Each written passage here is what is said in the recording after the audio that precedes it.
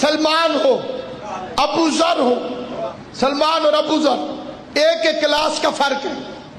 ابو ذر 9ویں درجے کا، سلمان 10ویں درجے کا۔ ابو ذر کے دل میں سوچ پیدا ہوئی آخر سلمان میں اور مجھ میں فرق کیوں؟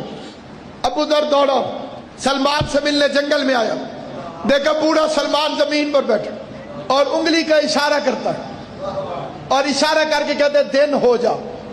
سلمان پتھر کی ایک پڑی پر بیٹھا، اشارہ کر کے فرماتے ہیں دن ہو جا۔ اس ایریے میں دن ہو جاتا، پھر انگلی کا اشارہ کر کے کہتے ہیں رات ہو جا، رات ہو جاتی۔ ابو ذر کانپنے لگ گئے، قریب آگے کہتے ہیں سلمان یہ کیا کر رہے ہو؟ مسکرا کے کہتا ہے اللہ قرآن میں کہتا ہے میں دن سے رات کو، رات سے دن کو نکالتا ہوں، تجربہ کر کے دیکھ رہا ہوں کیسے کرتا ہے، انگلی کے اشاروں پہ دن اور رات کو لاتا ہوں، پرے کرتا ہوں۔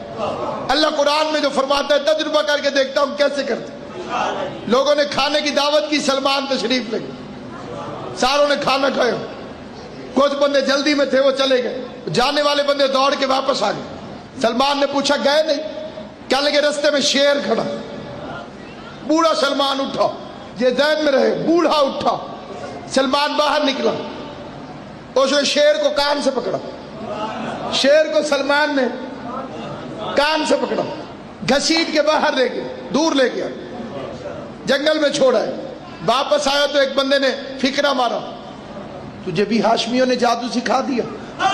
سلمان پلٹ کے کہتے بکواس نہ کر، یہ جادو نہیں۔ اس کا جادو نہیں تو پھر کیا ہے؟ شیر کا کام ہے بندے کو چیر پھاڑ کے کھا جانا، شیر کا کام ہے جھپٹا مارنا، شیر کا کام ہے پنجہ مارنا، شیر کا کام ہے اپنے دانتوں میں جکڑ لینا۔ شیر بھوکا بھی تھا، ہم پہ غرا رہا تھا، تو قریب گیا ہے، تو نے کان سے پکڑا، تو اسے گھسیٹتا ہوا گیا، تجھے شیر نے کچھ کہا ہی نہیں۔ مسکرا کے سلمان کہتے بکواس نہ کر، تو نے غلط سمجھا ہے، آ میں تجھے اصلی مطلب سمجھاؤں۔ میں شیر سے کیوں نہیں ڈرا؟